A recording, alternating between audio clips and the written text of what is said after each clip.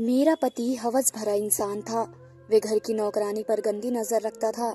पति ने घर की नौकरानी को अपने जाल में फंसा भी लिया था। एक रात में मायके से पति को बताए बगैर ही वापस आई और जैसे ही मैंने अपने कमरे का दरवाजा खोला तो अंदर का मंजर देखकर मेरे सर पर आसमान गिर पड़ा। अंदर कमरे में मेरा पति और नौकरानी एक दूसरे के साथ। मेरा नाम माही है और मैं मेरठ शहर के चंद किलोमीटर दूर एक गांव की रहने वाली हूँ। मैं इस वक्त 5 साल की थी जब मेरे माँ बाप ने अपने गांव को हमेशा के लिए अलविदा कह दिया और शहर आ गए। मैं अपने 4 भाइयों की सबसे छोटी बहन थी। यही वजह थी कि माँ बाप समेत तीनों भाइयों का प्यार भी मेरे हिस्से में ही आया। मुझे भी भाइयों के साथ गवर्नमेंट प्राइमरी स्कूल में एडमिशन करवा दिया गया। मेरे बाबा एक बहुत ही मेहनती इंसान थे। वे दिन भर रिक्शा चलाते और रात को करीबी सब्जी मंडी में चौकीदार की ड्यूटी करते। इस तरह बाबा इतना कमा लेते जिससे मकान का किराया और रिक्शा के मालिक को उसकी तय हुई दिहाड़ी देकर बाकी रकम से हम चारों बहन भाइयों की पढ़ाई का खर्च देकर घरेलू खर्च भी पूरे हो रहे थे। वक्त गुजरता चला गया। हम सब बहन भाई पढ़ाई करने के साथ साथ उम्र की मंजिल भी तय करते रहे। मेरे तीनों भाई 12वीं पढ़कर जॉब करने लगे। भाइयों की जॉब करते ही हमारे घर के हालात भी बदलना शुरू हो गए। जल्दी हम इस काबिल हो गए कि हमने 2 मंजिला घर खरीद लिया। अब घर में खुशहाली आ गई। हर माँ बाप की तरह मेरे माँ बाप भी बेटों के सर पर सेहरा सजाने के ख्वाब देखने लगे। अमन मेरे बड़े भाई, राहुल बीच की और रोहन सबसे छोटे थे। परी मेरी सबसे छोटे भाई रोहन की दुल्हन बनकर हमारे घर आई। मैं इस वक्त 12वीं क्लास कर चुकी थी। अभी माँ बाप और भाइयों समेत मुझे और पढ़ाई करवाने का सोच ही रहे थे कि मेरे लिए भी एक रिश्ता आ गया। रिश्ता इतना अच्छा था कि सब घर वाले फौरन ही राजी हो गए। करण अपने माँ बाप का इकलौता बेटा और एक ऑफिस में अच्छी पोस्ट पर था। खाता पीता घराना था। एक अच्छे इलाके में बड़ी सी कोठीनुमा घर था। रिश्ते की बातचीत होने के बाद मेरी शादी करण से तय हो गई और कुछ महीनों के बाद मैं करण की दुल्हन बनकर इस बड़े घर में आ गई।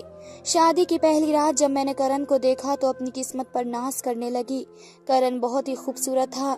मैं अपनी किस्मत पर नाज करने लगी। हमारी शादी को तकरीबन 2 महीने से ज्यादा का वक्त बीत चला था। हमारा हर दिन खुशी से बीता था। इसी 2 महीने के दौरान हम शिमला भी गए। करण जैसे हैंडसम और प्यार करने वाला पति पाकर मैं अपने आप को बहुत ही खुश नसीब समझती और अपनी किस्मत पर नाज करती। मगर खुशियों के लम्हे की उम्र बहुत ही कम हुआ करती है। ये शादी का 3रा महीना था जब मेरे वजूद में करण और मेरी मोहब्बत की निशानी के कुछ आसार जाहिर होने लगे। मेरे सास ससुर और करण को पता चला। वे खुशी से नाच उठे कि मैं प्रेग्नेंट हूँ, मैं माँ बनने वाली हूँ। मैं भी खुद खुशी के मारे हवाओं में उड़ रही थी। सास ससुर पति पहले ही मुझ पर जान छिड़कते थे और अब तो वे मुझे घर की मलिका समझकर मेरे आगे पीछे फिरा करते थे। मुझे बेड से पांव भी नहीं उतारने देते थे। घरेलू नौकरानियों में से एक नौकरानी सिर्फ मेरे लिए रखी गई थी जो हर वक्त मेरी सेवा के लिए रहती। वक्त के रहते मैंने एक प्यारे से बच्चे को जन्म दिया जिसका नाम कुलान रखा गया। उसकी पैदाइश पर खुशियां मनाई गई। पूरी कोठी में चिराग जला दिए गए। जो नौकरानी मेरी सेवा के लिए रखी गई थी इसे कपड़े, सोने की अंगूठी इनाम के तौर पर दिए गए। साथ ही से हमेशा के लिए मेरे और मेरे बेटे के काम के लिए रख दिया गया। उन्हीं दिनों मुझे महसूस होने लगा जैसे करण चुप चुप रहने लगे हैं। कई बार पूछने की कोशिश की मगर करण ने टाल दिया। मैंने भी ज्यादा कुरेदना सही नहीं समझा कि हो सकता है काम की वजह से ये दिमागी तौर पर थक जाते हैं। कुरान 2 साल का हुआ तो हमारे आंगन में एक बार फिर बाहर की निशानियां दिखाई दी। इस बार मेरी प्यारी सी बेटी हुई थी जिसका नाम मैंने पायल रखा। हमारी जिंदगी पूरी हो गई थी। एक बेटा एक बेटी। अब यही 2 बच्चे हमारी जिंदगी का ताज थे। मेरे सास ससुर भी मुझसे बहुत मोहब्बत करते थे जैसे मैं उनकी बहू नहीं बल्कि सगी बेटी हूँ। एक दिन मेरे ससुर और सास इस वक्त मेरे कमरे में आए जब करण घर में नहीं थे। नौकरानी भी किसी जरूरी काम की वजह से छुट्टी पर थी। उन्हें कमरे में दाखिल होते देखकर मैं बेड से उठ खड़ी हुई और बच्चों को उन्हें दे दिया। वे उन्हें लेकर प्यार करते हुए करीबी सोफे पर बैठ गए। कुछ देर तो बच्चों से प्यार करते रहे। फिर बड़े अजीब लहजे में मेरे ससुर मुझसे बोले, बेटी मैं और तुम्हारी सास ने फैसला किया है कि तुम हमें इतना कीमती तोहफा पोता और पोती दे चुकी हो, इसके बाद हम भी तुम्हें इनाम दें। बाबा आपका आशीर्वाद और प्यार मेरे लिए इनाम से बढ़कर है। हमारा आशीर्वाद तो तुम्हारे साथ रहेगा ही मगर हमने कुछ सोच समझ कर एक फैसला किया है। जिस तरह माँ बाप की पहली ख्वाहिश होती है कि उनकी बेटी का आने वाला वक्त हमेशा सुरक्षित रहे, बेटा, हम चाहते हैं कि तुम्हें इतना मजबूत बना दे कि आने वाले वक्त में तुम्हें किसी का मोहताज न होना पड़े, यहाँ तक कि अपने पति का भी नहीं। मेरे ससुर बहुत सख्ती से ये बात कह रहे थे, मैं बस उनका मुंह देखे जा रही थी। बेटी, बात करने से पहले मैं तुमसे वादा लेना चाहता हूँ कि तुम ये सब कुछ अपने सीने में दफन रखोगी और किसी को भी नहीं बताओगी, यहाँ तक कि करण को भी नहीं। इन बातों का पता नहीं होना चाहिए।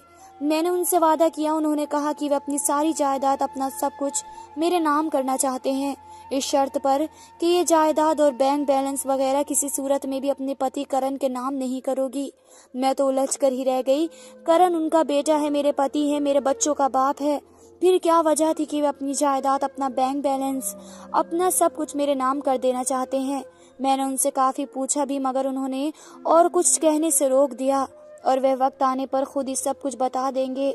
अगले रोज ही उन्होंने कोर्ट में जाकर सब कुछ मेरे नाम कर दिया। जिंदगी के 6 साल तो मेरी जिंदगी के यादगार साल थे, मगर मेरे पति का रवैया मुझ पर कयामत गुजार रहा था। मैंने बहुत बार उनसे प्यार से भी ऐसे रवैये के बारे में पूछना चाहा, मगर वे हर बार मुझे टाल देते। मेरे सास ससुर से भी इस बात का जिक्र किया, वह भी करण के इस रवैये को महसूस कर चुके थे और बहुत परेशान थे।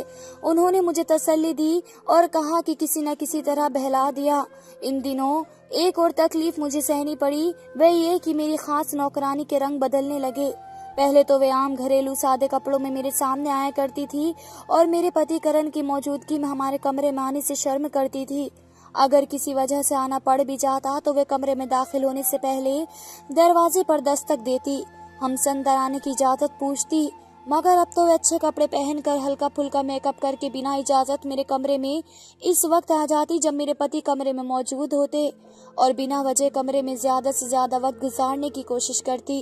पहले वे हम सब से सर और नजरें झुकाकर तमीज से बात करती थी, मगर अब वे आंखों में आंखें डालकर बातें करती थी। खासकर मेरे पति से तो वे बहुत ही खुले अंदाज में मुस्कुरा मुस्कुरा कर बातें करती। मैं अपनी सोच से यही समझती रही, अगर किसी को खुली छूट दी जाए तो वह अपने आप से बाहर हरकतें करना शुरू कर ही देता है। इस तरह मेरे सास ससुर और मेरे रवैये से इसमें जरूरत से ज्यादा हिम्मत आने लगी है, इसलिए इतनी सर पर चढ़ गई है। मुझे तो ज़हनो गुमान में भी नहीं था कि वह नौकरानी हमारे लिए आस्तीन का सांप साबित होगी, जो इसी थाली में छेद करेगी जिसमें वे अब तक खाती रही है। हालांकि मेरे सास ससुर ने मुझे कई बार कहा भी, मैं उस नौकरानी से इस हद तक खुले मिजाज से पेश ना हूँ कि वे मालकिन और नौकरानी का फर्क भूल जाए, मगर मेरे दिमाग में तो दूर दूर तक भी ऐसा गुमान नहीं था कि नौकरानी एक दिन ऐसा गुल खिलाएगी कि मेरी मुस्कुराती जिंदगी में जहर घोल देगी। एहसास तो मुझे इस रोज हुआ जब मैंने एक रोज नौकरानी को करण की बाहों में देख लिया। इस रोज मेरे मायके में कोई फंक्शन था जिसमें हम सब वहां गए हुए थे। करण के ऑफिस में ज्यादा काम था जिसकी वजह से उन्हें छुट्टी नहीं मिल सकी। मेरे दोनों बच्चे, मेरी सास और ससुर फंक्शन में चले गए। प्रोग्राम ये था कि फंक्शन के खत्म होने पर मेरे सास ससुर वापस घर चले आएंगे, जबकि मैं 1 हफ्ता मायके में रहकर बाद में आऊंगी। मगर इस दिन शायद इस ड्रामे का अंत होना था जो न जाने कब से हमारे घर में चल रहा था। इस शर्मनाक ड्रामे का आखिर रास्ता आ चुका था, जो न जाने कब से मेरी नाक के नीचे खेला जा रहा था। जब मैं अपने सास ससुर के साथ घर वापस आई तो पूरी कोठी में एक सन्नाटा सा था। तमाम नौकरानी अपने अपने काम निपटा कर सर्वेंट क्वार्टर में जा चुके थे। सिर्फ बाहर वाले गेट पर सिक्योरिटी गार्ड पहरा दे रहा था। इसने गेट खोला, ड्राइवर ने गाड़ी अंदर खड़ी कर दी। मेरे ससुर तो अपने कमरे में चले गए, जबकि मेरी सास ने मेरे और बच्चों के साथ मेरे कमरे की तरफ चल पड़ी। मेरे कमरे में हल्का नीला बल्ब जल रहा था। कमरे का दरवाजा खुला हुआ था। मैंने इस डर से कि मेरे पति डिस्टर्ब न हो बहुत ही हल्के से दरवाजा खोला, और जैसे ही मैं और मेरी सास कमरे में दाखिल हुए तो हल्की सी रोशनी में मैं और मेरी सास ने शर्मनाक मंजर देख लिया, जिसे देखकर मेरे मुंह से एक चीख निकल गई। मेरी नौकरानी और मेरा पति करण एक दूसरे की बाजू में लिपटे हुए थे। मेरी चीख से तो जैसे मेरे कमरे में बम फट गया और वे दोनों हड़बड़ाकर अपने आप को संभालते हुए उठकर खड़े हुए। मेरी सास ने आगे बढ़कर स्विच ऑन कर दिया। पूरा कमरा तेज रोशनी में नहा गया। नौकरानी सर झुकाए खड़ी थी, जबकि करण इंतहाई दिलेरी से खड़ा था। तुमने तो 1 हफ्ता बाद आना था, मुझे कहने लगा। मैं तो सदमे के मारे बिल्कुल चुप होकर रह गई। मेरी आंखों से तो आंसू बह रहे थे। ख्वाबों के शीशों के महल यूं बिखर जाएं तो इंसान का दिल तो क्या रूह भी उन किरचों से लहूलुहान हो जाया करती है। कितना मान था मुझे अपने पति पर, कितना फक्र और भरोसा किया करती थी, मुझे तो अपनी आंखों पर यकीन नहीं आ रहा था कि मेरे पति इस हद तक बेवफा हो सकते हैं कि एक आम सी शक्ल सूरत वाली नौकरानी को मुझ पर जीत देते हुए उसके साथ यूं बहक जाएंगे कि मुझे अपने बेवक्त होने का एहसास होने लगेगा। मैं कोई जवाब दिए बगैर टूटे हुए अंदाज में सोफे पर बैठ गई और पथराई हुई नजरों से बगैर जवाब दिए अपने पति को देखने लगी। मेरी सांस ने आगे बढ़कर नौकरानी को बालों से पकड़कर घसीट लिया और पांव से जूती उतार कर उसको मारना शुरू कर दिया। साथ इसे गालियां भी दिए जा रही थी। वे रात मैंने कांटों पर गुजारी। मेरी सांस नौकरानी को मारती हुई कमरे से बाहर ले गई, जबकि मेरे पति भी कपड़े बदल कर मुझे कुछ कहे बगैर कमरे से निकल गए। अगली सुबह मेरे लिए कयामत की सुबह थी। नाश्ते की मेज पर मैं, मेरी सास और ससुर इकट्ठे बैठे हुए थे। मेरा बेटा मेरी सास की गोद में, जबकि बेटी ससुर की गोद में थी। बल्कि मैं बार बार इस खाली कुर्सी को देख रही थी जहां करण हमारे साथ बैठकर नाश्ता किया करते थे, मगर आज वे जगह खाली थी। मेरे आंसू रुकने का नाम नहीं ले रहे थे। नाश्ता मेज पर लगा हुआ था, मगर हम नाश्ते की तरफ आंख उठाकर भी नहीं देख रहे थे। मेरे ससुर बोले कि आखिरकार उसने वही किया जिसका हमें डर था। कहने लगे, रंगो में दौड़ने वाला खून अक्सर एक न एक दिन अपना रंग जरूर दिखलाता है। मेरी सास ने बोला, बेटी तुम्हें याद है ना कि जब मैंने अपनी सारी जायदाद, बैंक बैलेंस, सब कुछ तुम्हारे नाम किया था तो मैंने तुमसे ये वादा लिया था तुम ये सब किसी को भी नहीं बताओगी, यहाँ तक कि अपने पति से भी नहीं इसका जिक्र करोगी। तुमने इस वक्त वजह पूछी थी। मैंने कहा था कि वक्त आने पर तुम्हें हर चीज से आगाह कर दूंगी। यह उन दिनों की बात है बेटा, जब मैं और मेरी बीवी दोनों जवान थे। मैं पुलिस में था, जिसकी वजह से एक शहर से दूसरे शहर, एक गांव से दूसरे गांव में ट्रांसफर का सिलसिला जारी रहता था। मेरी बीवी को पढ़ने का शौक था।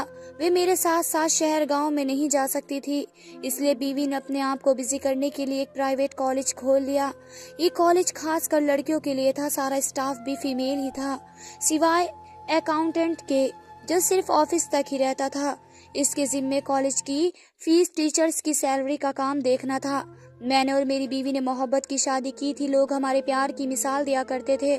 हमें हर किस्म के ऐशो आराम का सुकून था, सिवाय औलाद के। हमारी शादी को 15 साल बीत चले थे, मगर हम अभी तक औलाद की वजह से दुखी थे। रिश्तेदारों ने दूसरी शादी के लिए मुझे बहुत कहा, यहाँ तक कि तुम्हारी सास ने भी मुझे इजाजत दी, लेकिन मैंने साफ इनकार कर दिया। उन्हीं दिनों मेरी रिटायरमेंट के ऑर्डर आ गए। मुझे जो पैसे मिले उनसे मैंने शहर में एक इलाके में कोठी खरीद ली।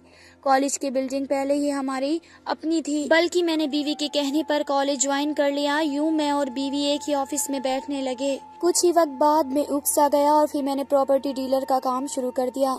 उन्हीं दिनों एक ऐसा वाकया हो गया, जैसा कि मैं बता चुका था, कि सारा कॉलेज का स्टाफ फीमेल था, सिवाय अकाउंटेंट के। वे सिर्फ ऑफिस तक ही सीमित था, मगर पता नहीं कब और कैसे उसने कॉलेज की लेक्चरर को अपनी झांस में फंसा लिया, और फंसाया भी इस कदर होशियारी और शांत तरीके से कि पूरे कॉलेज में किसी को खबर न थी। पता इस वक्त चला जब उन्होंने अपने घर वालों से चोरी छिपे कोर्ट मैरिज कर ली। शादी उनकी जाती मामला था, मगर उनका ये कदम कॉलेज के लिए बदनाम साबित हो सकता था। बल्कि मेरी बीवी ने एक्शन के तौर पर अकाउंटेंट और उस टीचर को नौकरी से निकाल दिया, और यूं कॉलेज के अकाउंटेंट की सारी जिम्मेदारियां मुझ पर आ गई, और उस लेडी टीचर की जगह एक और लेक्चरर को रख लिया गया। इस वाक़े को मुश्किल से 2 साल ही गुजरे होंगे कि एक दिन वे रोती पीटती हमारे कॉलेज आ गई। इसकी गोद में एक बच्चा था। इसकी जुबानी पता चला कि हमारा अकाउंटेंट बहुत गलत इंसान था, जिसका काम गली गली मंडलाना था। वह ऐसा चरित्रहीन इंसान था जो बावजूद शादीशुदा होने के और बच्चे का बाप होने के इधर उधर मुंह मारता रहता था। शक्ल सूरत का बहुत अच्छा था, इसलिए लड़कियां औरतें इसके झांसे में फंस जाती। वह हर किसी को झूठी मोहब्बत के ख्वाब दिखाकर उन्हें बर्बाद कर देता। जो उसकी झूठी मोहब्बत के जाल में न फंसती, वैसे बहला फुसला कर कोर्ट मैरिज कर लेता, और फिर अपना मतलब पूरा करके उसको अपनी जिंदगी से यूं निकाल देता जैसे कि कभी कोई वास्ता ही ना था। इसके साथ भी उसने यही किया। वे गरीब घराने से थी। शादी के 1 साल बाद उसे बेटा हुआ, और उसके साथ ही उसकी जिंदगी वीरान होने लगी। उसे अकाउंटेंट ने भी झूठी कहानी सुनाकर उसे एक अलग घर में किराए पर रख दिया। वह इस कदर तेज था कि उसको अपने असली घर का भी पता मालूम न दिया। शादी के 2 साल बाद ही वह उसको तलाक देकर किसी और की तलाश में निकल गया, और वे रोती पीटती हमारे कॉलेज आ गई। इसकी कहानी सुनकर हम सिवाय अफसोस के कुछ भी नहीं कर सकते थे। कहने लगी, मैं आपसे सिर्फ और सिर्फ एक छोटी सी मदद चाहती हूँ। वे ये कि आप मेरे बेटे को कुछ दिनों के लिए अपने पास रख लें। मैं अपने माँ बाप के घर जाकर पहले तो उनसे माफ़ी मांगना चाहती हूँ। वे मेरे माँ बाप हैं, मुझे यकीन है वे मुझे माफ़ कर देंगे। इसके बाद मैं अपने बेटे को उनके पास ले जाऊंगी और इसे अपने माँ बाप के पास छोड़कर उसकी तलाश में निकलूंगी, और जिस रोज़ वो मुझे मिल जाएगा उसे अपने हाथों से ऐसा सबक सिखाऊंगी कि वह दोबारा किसी औरत को धोखा देने के काबिल नहीं रहेगा। हम जानते थे कि वे ये सब कुछ बातें फैसले के तौर पर ही कर रही है। आमतौर पर वह मर्दों की इस दुनिया में उसका कुछ बाल भी बाका नहीं कर सकती। खैर, हमने सोफे पर सोए हुए उसके बेटे को देखा जो माँ पर पड़ने वाली मुसीबत और कयामत से बेखबर था और बेखबरी की नींद सो रहा था। इसके चेहरे पर बहुत मासूमियत थी, उसके खुले होठ मुस्कुरा रहे थे। मैंने अपनी बीवी की तरफ देखा जो बड़े गौर से बच्चे को देख रही थी। हमारी शादी को 15 साल से ज्यादा समय बीत चुका था, मगर हमारे आंगन में अभी तक कोई फूल नहीं खिला था। मगर इस रोज जब हमने इसके बेटे को देखा तो हमें यूं लगा जैसे इस बच्चे की रगों में हमारा ही खून दौड़ रहा है। यह बच्चा मेरा और मेरी बीवी का अपना बच्चा है। मैंने अपनी बीवी की तरफ देखा जो बड़ी उम्मीद भरी नजरों से मेरी तरफ देख रही थी कि जैसे इस बच्चे को सीने से लगाने और अपने पास चंद दिनों के लिए ही सही रखने की इजाजत कर रही थी। मेरे सर हाँ में हिलाते हुए वे तेजी से आगे बढ़ी और दीवानों की तरह बच्चे को उठाकर सीने से लगाकर इसे प्यार करने लगी। उसकी माँ को ये सहारा मिल गया कि हमने इसके बेटे को स्वीकार कर लिया है। वह बैग जिसमें बच्चों की चीजें थी, दूध का डब्बा वगैरह सब हमारे हवाले किया और बच्चे को लेकर हमने अपने सीने से लगाकर भरपूर प्यार दिया। चंद लम्हे इसने अपने बेटे को बड़ी हसरत से देखा, जैसे आंखों के रास्ते दिल में उतार रही हो। फिर उसने बेटे को मेरी बीवी को थमाया और रोती हुई ऑफिस से बाहर निकल गई। इसी दोपहर हमें ये खबर मिली कि टीचर ने खुदकुशी कर ली है। यूं वह बच्चा जिसे इस दुनिया में अभी कुछ ही महीने हुए थे अपनी माँ बाप दोनों से महरूम हो गया। हमने इस दिन उसके बच्चे को सरकारी तौर पर भी अडॉप्ट कर लिया, उसे अपना नाम दिया। माँ बाप के घर में इसका नाम न जाने क्या था, मगर हमारे घर में वे करण बनकर परवरिश पाने लगा। माँ बाप की जगह हमने अपना नाम लिखवाया। ये बच्चा एक नए नाम, एक नई माँ बाप की पहचान के साथ परवरिश पाने लगा। हमारी जिंदगी में औलाद की कमी जो जगह खाली थी वह भर चुकी थी। मेरी बीवी की ममता की प्यास और मेरी प्यार की प्यास अब बुझ चुकी थी। हम करण को अपना सगा बेटा समझकर अपनी तमाम प्यार और मोहब्बतें उस पर न्यौछावर करने के साथ साथ इसकी पढ़ाई और परवरिश पर भी भरपूर ध्यान दे रहे थे। करण भी हमें अपना माँ बाप समझता था। वक्त गुजरता चला गया। करण उम्र की मंजिल तय करने के साथ साथ पढ़ाई भी तय करते करते अब यूनिवर्सिटी तक पहुंच चुका था।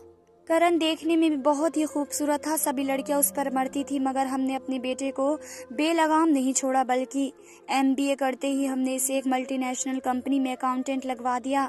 साथ ही इसके गलत रास्ते को लगाम देने के लिए इसकी शादी तुम्हारे साथ कर दी। हमारा ख्याल था कि शादी की जंजीर में बंधकर ये गलत राह पर नहीं चलेगा, मगर ये हमारी बहुत बड़ी भूल थी। हमने खुदगर्जी करते हुए ये फैसला तो कर लिया कि हमारे बिगड़े बेटे को उसकी बीवी आकर राह पर ले आएगी, मगर हमने ये नहीं सोचा था कि जिस बेटे को हमारी बरसों की कड़ी निगरानी और अच्छी परवरिश भी से गलत रास्ते से जाने से ना रोक सकी, उसे एक गैर औरत कैसे सुधार लेगी। ये शायद इसकी रगों में दौड़ने वाले इसके बाप का खून था, जो बच्चों का बाप होने के बावजूद उसकी माँ समेत न जाने कितनी औरतों की इज्जत का कातिल था। वे जिस मल्टीनेशनल कंपनी में काम कर रहा था वहाँ भी औरतों की गिनती ज्यादा थी, लिहाजा वहां जाकर भी गुल खिलाने लगा। आए दिन एक नई औरत से इसके रोमांस के किस्से जुबान में आम होने लगे। लोग शादी के बाद सुधर जाया करते हैं, मगर वे शादी के बाद ज्यादा बिगड़ गया। हमें इसकी करतूत की खबरें बराबर मिल रही थी। हमने इसे समझाने की बहुत कोशिश की। हमने इसके दोस्तों को बीच में डाला कि वह भी इसे समझाए, मगर वे समझने समझाने की हद से बहुत आगे निकल चुका था। हमें फिक्र होने लगी कि हमने अपने बेटे को राह पर लाने की खातिर तुम जैसी प्यारी बेटी की जिंदगी बर्बाद कर दी। हालांकि हम दोनों मियाँ बीवी ने अपनी इस गलती की माफी का फैसला कर लिया और आपस में मशवरा करके अपनी जायदाद, अपना बैंक बैलेंस, अपना सब कुछ तुम्हारे नाम करने का फैसला कर लिया। हमने ये फैसला भी कर लिया था कि इस चीज की खबर अपने बेटे करण समेत किसी को नहीं पड़ने देंगे। हालांकि हमने अपना सब कुछ तुम्हारे नाम कर दिया। इसके अफेयर्स ऑफिस की लड़कियों के साथ साथ और भी कई औरतों के साथ चल रहे थे। इसकी आदत इस हद तक बढ़ चुकी थी कि इसकी मैली नज़र अब घर की नौकरानियों पर भी उठने लगी। बाकी तो इससे दामन बचाती रही, मगर तुम्हारी जाती नौकरानी इसकी भरपूर तारीफें करती रही और बदले में करण से पैसे और तोहफे बटोरती रही और इसके इशारों पर नाचती रही। हम इस सूरत हाल से निपटने की कोई तरकीब सोच रहे थे कि किसी तरीके से ये मसला निपट जाए, सांप भी मर जाए और लाठी भी न टूटे, यानी करण की यह गंदी हरकत का किसी को पता भी न चले और यह सिलसिला भी खत्म हो जाए कि कल रात अचानक वो सब कुछ हो गया जिसका हमें डर था। तुम और तुम्हारी सास के सामने जब वह शर्मनाक हालत में बेनकाब हुए तो दोनों ने घर छोड़ दिया और न जाने कहाँ चले गए। मैं करण और उस नौकरानी की फितरत अच्छी तरह समझ चुका हूँ। मुझे यकीन है कि वे एक दूसरे के साथ कभी नहीं रहेंगे। वे दोनों हवस के बंदे हैं और हवस के मारे हैं। जल्दी उनका एक दूसरे से दिल भी भर जाएगा और करण किसी और कली का रस चूसने निकल जाएगा, जबकि वे नौकरानी किसी शिकार की तलाश में निकल जाएगी। मेरे ससुर करण के बारे में सब कुछ बात कहकर खामोश हो चुके थे और मैं अपनी बर्बाद हुई जिंदगी का मातम कर रही थी। बेटी, हमें एहसास है कि हमसे गलती हुई है। तुम्हारे मामले में हमने अपनी जायदाद वगैरह सब कुछ तुम्हारे नाम करके किसी हद तक अपनी इस गलती की माफ़ी करने की तुमसे कोशिश की है, लेकिन हम यह भी जानते हैं कि कोठी, बैंक बैलेंस, कार दौलत उन जख्मों का रुख नहीं कर सकती जो करण की बेवफाई को पूरा नहीं कर सकती और जो तुम्हारे दिल पर, तुम्हारी रूह पर घाव लगे हैं उससे कभी नहीं भर सकती। ये सब कुछ सिर्फ और सिर्फ हमारी गलती की वजह से हुआ है कि हम ये समझ बैठे थे कि आने वाली दुल्हन एक ऐसे शख्स को सुधार लेगी जो अपने बाप की तरह इस हद तक हवस से भरा है, इधर उधर झक मारने के साथ साथ घर की नौकरानियों पर भी बुरी नजरें जमाए रखता है। हम तुम्हारे मुजरिम हैं बेटी, हो सके तो हमें माफ़ कर देना। मेरे ससुर ने मेरे सामने हाथ जोड़ दिए। मैं तड़प कर उठी और उनके जुड़े हुए हाथों को अपने हाथों में थाम कर कहा, आपने मुझे बेटी कहा नहीं है बल्कि बेटी माना भी है। माँ बाप की तरह आपने मुझे जो प्यार दिया है, आपने यकीनन ये सब कुछ अच्छी नीयत से ही किया है, मगर नसीब तो वह अंधेरा होता है जिसकी असलियत में कोई भी नहीं झांक सकता। मुझे आपसे किसी किस्म की कोई भी शिकायत नहीं है। इसके बाद मेरे सास ससुर जैसे बोलना भूल गए, हर वक्त चुपचाप बैठे आसमानों में घूरते रहते या फिर बच्चों के साथ बिजी रहते। मैंने अपने मायके में अपने आप पर टूट पड़ने वाली कयामत के बारे में किसी को नहीं बताया। बताती भी तो क्या बताती, मुझे तो शर्म आती थी कि अपने मायके वालों को बताऊं कि मेरा पति एक मामूली सी घटिया सी नौकरानी को लेकर भाग चुका है और मुझे छोड़कर चला गया है। मगर ये बात ऐसी नहीं थी कि छुपी जा सकती। मेरे माँ बाप और भाइयों को किसी न किसी तरह ये बात पता चल गई। वे तो मरने मारने पर आ गए, मगर मेरे समझाने पर वे ठंडा पड़ गए। उन्होंने मुझे और मेरे बच्चों को ले जाने की बड़ी कोशिश की, लेकिन मैंने कहा कि मैं इस घर में रहूंगी। मेरी इस घर में डोली उतरी थी और अब यहाँ से मेरी अर्थी उठेगी। करण मुझे छोड़कर चला गया तो क्या हुआ, मगर उसने मुझे तलाक नहीं दी है, उसने मुझसे रिश्ता भी नहीं तोड़ा। नाराज होकर जाने वाले एक न एक दिन अपनी गलतियों का एहसास करके लौट आया करते हैं। करण जैसा था मगर वे मेरा पति था, मेरा जीवन साथी था। मुझे अब बस उसके लौट आने का इंतजार करना था। जिंदगी की आखिरी सांसों तक इसकी वापसी की राह तकनी थी। मेरे सास ससुर मेरे पति करण के घर से चले जाने के बाद बहुत कम वक्त जिंदा रहे। मेरा पति करण उनका असली बेटा नहीं था, मगर इसे सीने से लगाया, पाला पोसा, पढ़ाई दिलाई, उसे कामयाब बनाया। इतनी कुर्बानियां, बरसों की मशक्कत के बाद तो अजनबी लोगों को भी एक अटूट बंधन में बांध दिया करती हैं। करण को तो उन्होंने अपना सगा बेटा माना था, अपना नाम दिया था, और जब वे बगैर बताए अता पता दिए घर से चला गया, शायद कभी लौट न आने के लिए, तो उन्हें ऐसा ही सदमा और दुख हुआ जैसे जवान बेटे माँ बाप को उस वक्त छोड़ जाते हैं जब उनके बुढ़ापे को उनकी जवान औलाद के सहारे की जरूरत होती है। उनको करण की जुदाई अंदर ही अंदर खा गई, इसलिए वे दोनों ज्यादा वक्त जिंदा न रह सके। मेरे माँ बाप भी अपनी उम्र गुजार कर इस दुनिया से चले गए। मुझे टूट कर प्यार करने वाले मेरे भाई भी कुछ वक्त तक मेरे लिए परेशान होते रहे और फिर अपनी बीवी, बच्चों और दुनिया के झमेले में खो गए। और मैं अपनी उम्र की मंजिल तय करते करते अपने पति का इंतजार करती रही। मेरे पति को मुझसे जुदा हुए 22 साल से ज्यादा अरसा बीत चला है। मेरे बच्चे जवान हो चुके हैं। मैंने अपने दोनों बच्चों की शादियां भी कर दी हैं। वे अक्सर मुझसे पूछा करते हैं कि उनके बाबा कहाँ हैं, और मैं उन्हें ये कहकर टाल देती हूँ कि आज से 22 साल पहले उनके बाबा घर का रास्ता भूल गए थे, और ऐसा रास्ता भूले कि आज तक वे वापस नहीं लौटे। मेरे बच्चे बेयकीनी से मेरी तरफ देखते शायद समझते भी हों, क्योंकि छोटे तो नहीं थे मगर मुंह से कुछ नहीं बोलते। मैं जानती हूँ कि उन्हें मेरी उन बातों का यकीन नहीं आता। मैं उन्हें यकीन दिलाना भी नहीं चाहती। 22 साल से ज़्यादा वक्त एक बहुत बड़ा वक्त होता है। अगर करण होते तो कभी ना कभी अपनी गलती का एहसास करके लौट आते, मगर मेरा दिल नहीं मानता। मेरा दिल कहता है कि शायद नौकरानी के साथ ऐसी हालत में पकड़े जाने पर उनका दिल उन्हें वापस आने नहीं दे रहा है। धन्यवाद दोस्तों।